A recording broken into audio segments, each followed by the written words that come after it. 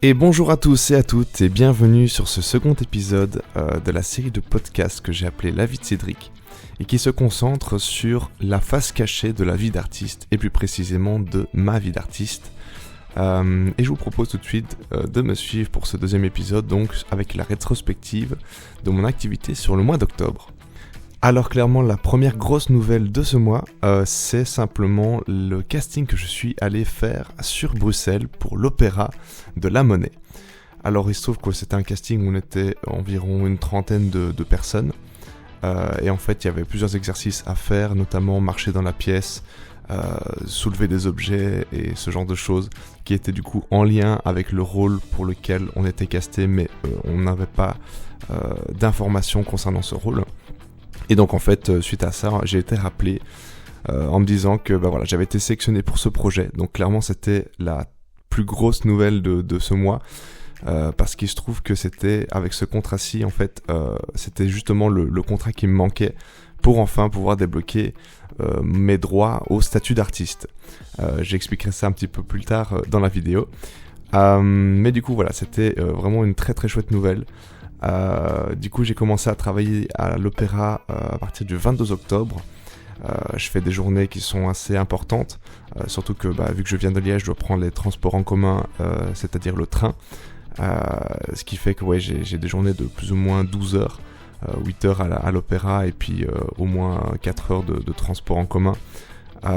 Du coup ça fait des belles petites journées, mais franchement c'est sympa, on a vraiment une chouette équipe, le projet est vraiment cool et surtout comme je dis ça m'offre enfin les critères nécessaires pour débloquer mon statut d'artiste qui est plutôt important dans ma profession, en tout cas à mon stade. Et donc voilà.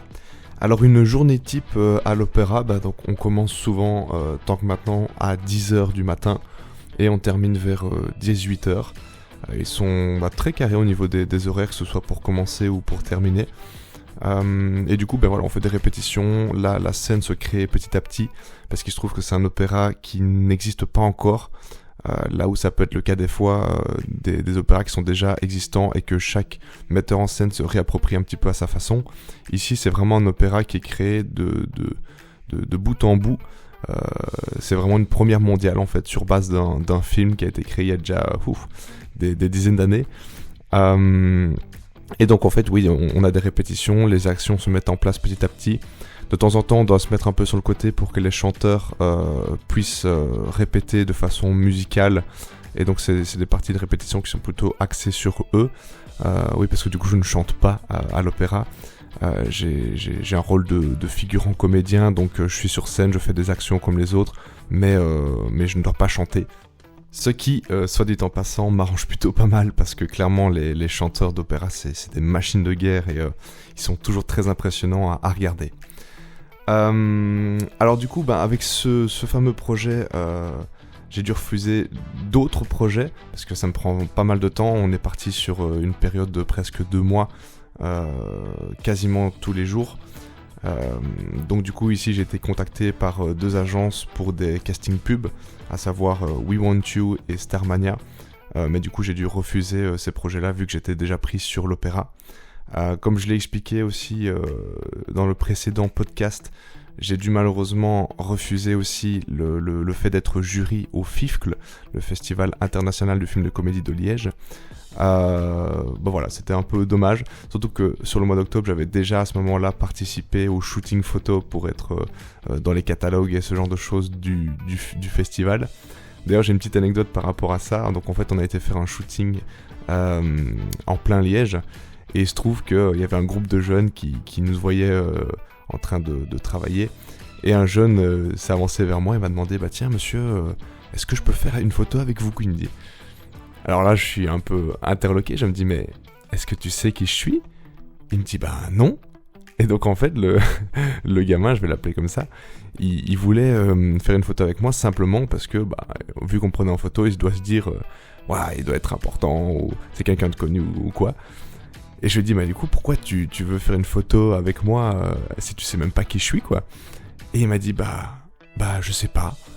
Et il était sur le point de partir et puis il revient et puis il me dit mais je peux quand même faire une photo? Je dis oui si tu veux.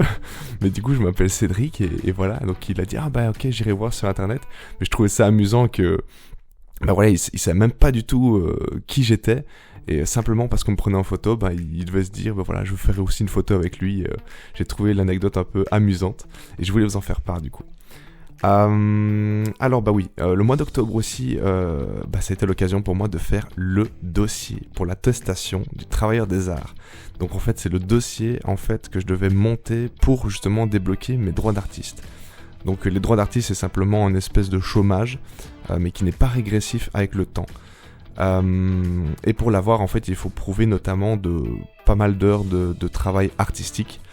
Et en fait il y a tout un dossier à monter pour ça, où il faut rajouter tous ces contrats et surtout le travail invisible. Donc c'est un peu ce que je suis en train de faire avec avec ces podcasts.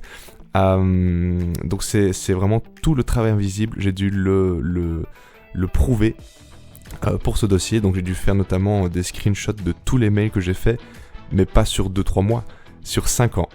Donc j'ai passé des journées entières à faire des screenshots, de retrouver les mails des castings auxquels j'ai répondu, que j'ai pu passer, ce genre de choses, des événements auxquels j'ai pu participer. J'ai dû tout retrouver et faire des captures d'écran. Ça m'a pris un temps de monstre, mais c'est fait. Donc là le dossier il est enfin prêt et je dois patiemment attendre que mon dernier contrat du coup à l'Opéra se termine pour pouvoir l'envoyer. Alors par contre là aussi je vais devoir m'armer de patience une fois que ce sera envoyé, parce que de ce qu'on m'a dit il y a un délai de traitement qui est entre 3 et 5 mois. Donc clairement je n'aurai pas le statut tout de suite, mais avec les calculs que j'ai faits je suis clairement au-dessus des critères. Donc l'avoir ce sera pas une question, ce sera je l'aurai d'office, à moins qu'on fasse encore une nouvelle réforme et que les nouveaux critères me mettent plus du tout dans les clous, ce qui est totalement improbable. A priori, dans quelques mois, je pourrai enfin vous annoncer la nouvelle. Comme quoi je serai enfin déjà premièrement considéré comme un artiste par la société, donc c'est pas mal aussi parce que ça fait des années que je me bats dans mes métiers et que quand je vois des papiers officiels pour la mutuelle ou autre, quand il est mis profession sans emploi, je l'ai un petit peu mauvaise. Et puis surtout, je vais avoir enfin aussi des revenus beaucoup plus stables et beaucoup plus fixes sur du long terme. Donc ça aussi pour mon confort de vie, ça va être vraiment sympathique. Donc je me réjouis. Ensuite pour le mois d'octobre, je suis aussi allé faire une interview sur la radio LFM avec un ami qui s'appelle Francesco, qui en fait est en train de faire une formation du coup dans cette radio là. Et donc dans le cadre de cette formation, à un moment il cherchait un comédien, notamment pour parler de son métier, et donc on a passé vraiment un chouette moment à répondre un peu à des questions ensemble sur ma vision du métier de comédien, est-ce qu'il faut faire des formations, ce genre de choses. Donc c'était vraiment très très chouette. Je le remercie encore pour ce chouette moment. A priori ça devrait pas être posté sur la radio. Maintenant on ne sait jamais, s'il le fait écouter au patron et que ce dernier aime vraiment bien le concept, ça pourrait être diffusé sur l'antenne principale. Mais normalement ça devrait pas être le cas, ça devrait juste être un exercice pour nous et pour le fun. Sinon octobre, toujours des répétitions avec mon groupe tous les jeudis comme d'habitude. On est toujours en train de bosser sur l'EP et clairement ça se profile très très bien. On est vraiment tous très satisfaits de la tournure que les chansons prennent. Ce sera pas pour tout de suite encore parce qu'on a encore beaucoup de travail, mais ça prend forme petit à petit et je me réjouis de pouvoir vous parler de ça aussi en temps et en heure. Et enfin, pour terminer ce podcast, je voulais faire un tout petit coup de gueule sur un événement qui m'est arrivé il n'y a pas si longtemps que ça, toujours en octobre du coup, où en fait j'ai été contacté par une agence avec qui je commence seulement à travailler, qui me proposait une publicité où clairement j'étais payé, mais n'importe comment, si je peux appeler ça même payé, parce que franchement c'est presque du défraiement. À savoir que quand même la publicité, il y a du budget. Surtout c'était pas, le petit boulanger du coin qui fait sa publicité, c'était vraiment une grosse structure. Donc clairement l'agence elle pouvait vraiment aller chercher plus de sous que ça, ou en tout cas me proposer aux comédiens beaucoup plus de revenus que ça. Donc pour rentrer un peu dans des chiffres, je dirais qu'une publicité normalement, au minimum c'est 900 €, parce que ce qui se trouve c'est qu'on vend notre image, donc clairement on reçoit les droits à l'image directement et c'est sur ça qu'on gagne vraiment de l'argent. Or ici on me proposait quelque chose comme 115 € pour des droits sur un an, enfin c'est d'un ridicule monumental.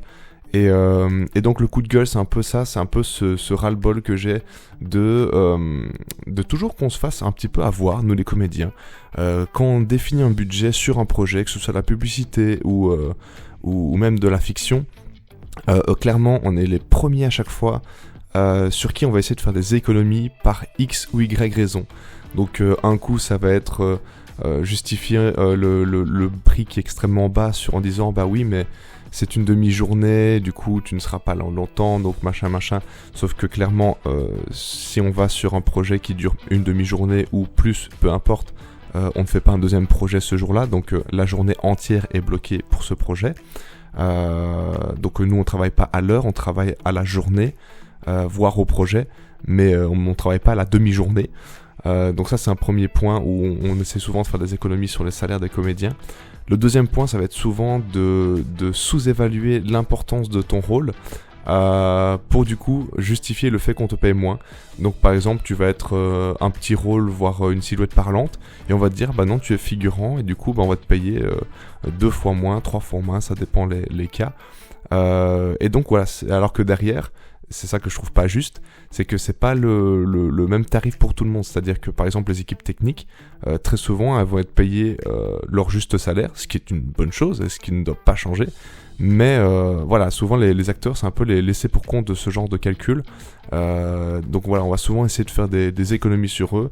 Et aujourd'hui j'avais envie de pousser un petit coup de gueule, mignonnet quand même, je reste quand même assez modéré je pense. Mais voilà, parce que clairement bah, ça fait chier quoi. Ça fait chier. On se fait déjà suffisamment avoir comme ça, je trouve, par la société ou par ce monde, et que pour qu'on nous rajoute en plus qu'on doit encore défendre le petit bout de pain qu'on nous laisse, je trouve ça un peu emmerdant. Enfin voilà, je voulais quand même terminer sur une note positive. Donc, sans en dire trop, il semblerait qu'il y ait une espèce de collectif qui soit en train de se créer sur la ville de Liège. De personnes que je connais qui ont en fait participé à un festival à thème qui s'appelle le 48 heures Film Festival. Et donc en fait c'est un festival où il faut faire un film en 48 heures. Donc ici c'est des courts-métrages, vous vous en doutez bien. Mais déjà rien que ça c'est un exploit. Clairement 48 heures pour un court-métrage c'est vraiment pas beaucoup. Et clairement en fait le projet qu'ils ont sorti était juste incroyable. Et donc voilà, je suis vraiment content et heureux qu'il y ait un mouvement comme ça qui soit en train de se créer en plus dans ma ville. Et bah voilà, j'espère vraiment que ça va pouvoir se solidifier, se professionnaliser et se structurer, et que je pourrai vous donner de chouettes nouvelles par rapport à ce collectif prochainement dans un autre podcast. Alors voilà, c'est déjà la fin de ce deuxième épisode. J'espère qu'il vous aura plu. N'hésitez pas en tout cas toujours à me donner vos petits retours en commentaire, que ce soit en message privé ou sous cette vidéo. D'ici là, voilà, portez-vous bien, prenez soin de vous. Ciao ciao.